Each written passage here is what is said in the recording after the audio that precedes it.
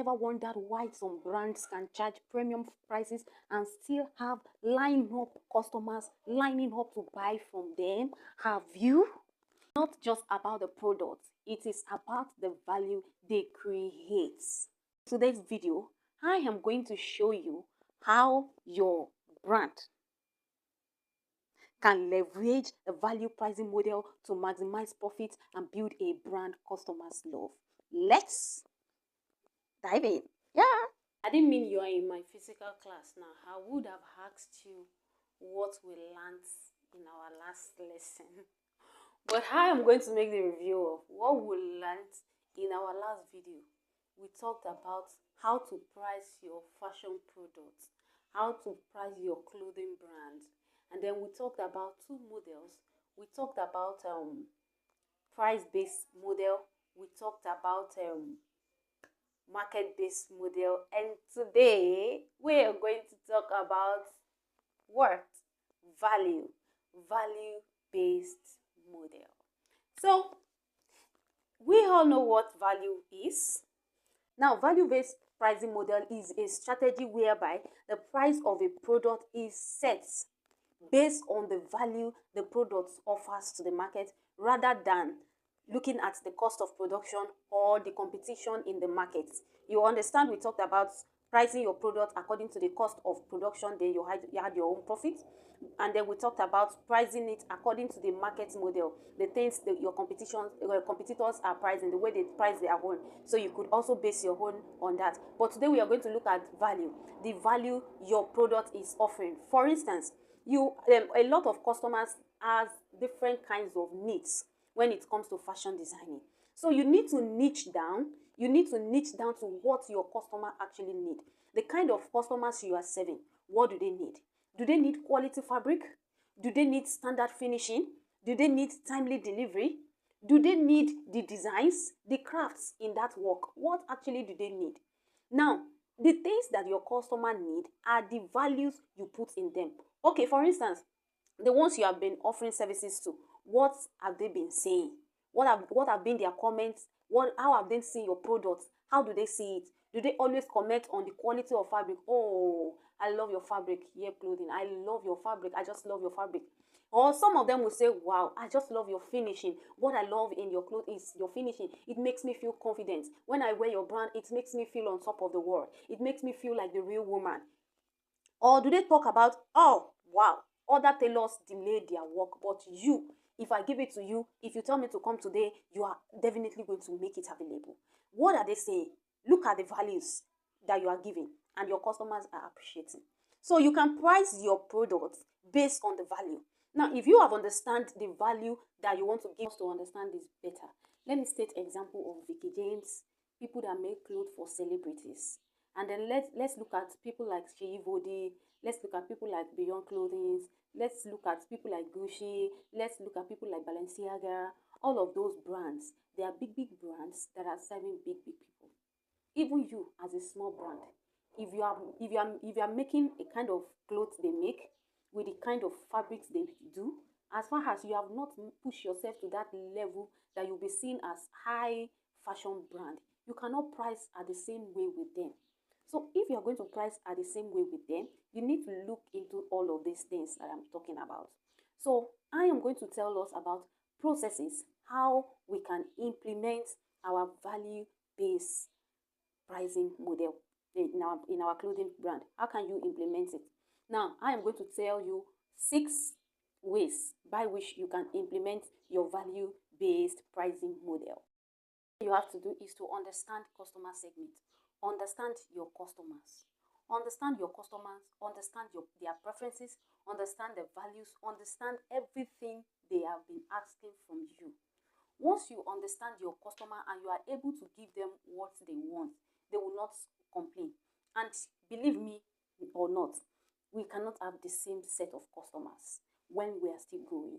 Now, you have different kinds of customers. The ones that are high-end, they don't price you. This is their demand, that and that. There are some others. So you understand these customers, segment them, put them into different categories. Now, this so, and so, they're in this class, they can pay this. This so, and they're in this class, they can pay this. And so, and so, they're in this class, they can pay this. Once you understand that, that's number one thing you need to do. Number two is for you to assess perceived value. Number two is assess perceived value. You need to understand what customers see in your product as value. What do they see as value? Is it the fabric they see as value? Is it the timely delivery they see as value? Is it the design? Do you do exclusive design that they have not seen somewhere else? You are the only one giving them the best design they want. What exactly do they want? What have they been saying? So you need to assess this potential perceived value, and once you assess it, then you put it down. And you can do this either through interview, ask them questions, or you do survey, or you go out, look at what your competitors are doing, look at their customers. All of these are ways that you can assess this perceived value. And then number three is evaluate willingness to pay. Are they willing to pay for that value? What they're asking from you, are they willing to pay? I am going to state an example of Vicky James again. Every customer that go to Vicky James know that they have to pay. She has set herself in a way that you cannot go to her with 900,000. She made it public. She made it known to everybody that she can't collect any clothes for less than ₦1,000,000. So you need to understand if your kind of customers at this time, if they are willing to pay for that value you want to give to them. Once they are ready and willing to pay, then that is number three. You set that aside. Then number four is price differentiation. Price differentiation. Now, based on the perceived customers you have analyzed, you have already analyzed and put your customers in different segments. Okay, segment A, segment B, segment C, or probably you say this one is gold, diamond, bronze. Do you understand? Now, you now realize that these people in the bronze, they can pay so amount. The people in the diamond can pay this amount, and these other people can pay this amount. You need to segment that.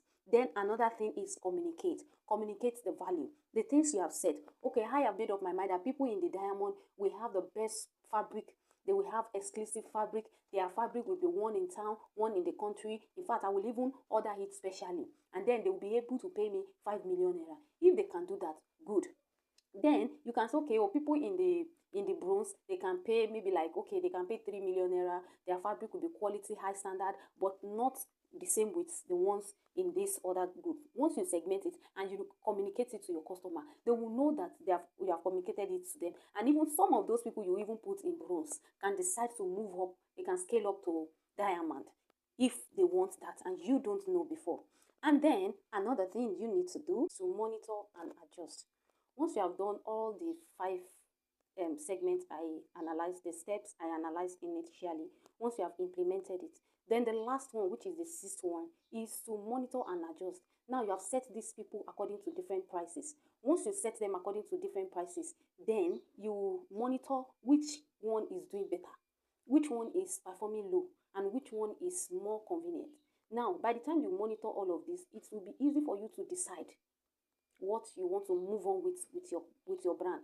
Now, quickly, let's look at the benefits. Hey guys, before we look at the benefits, please kindly like, share, and subscribe. And you have to share this to people who are also in fashion business and would want to as well listen to this. No matter how small this video is, it gives some value. So, my dear, share.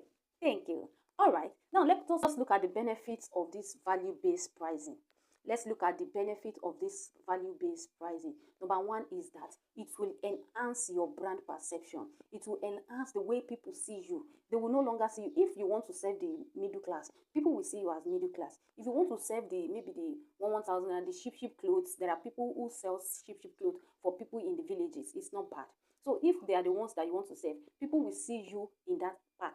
And if you are the one that wants to serve the high class people who are paying 3 million, 5 million, 10 million for their clothing brand, yes, people will perceive you in that level, and they will see your brand that is what you're serving. And then number two is higher profit margins. Yes, by the time you segment yourself into this part, this value pricing model, it will give you higher profit. You will be able to understand people you are serving, why you're serving, and it will even help your marketing. It will help you to market well. Why? Because you already know what you want to sell and to whom you want to sell it to.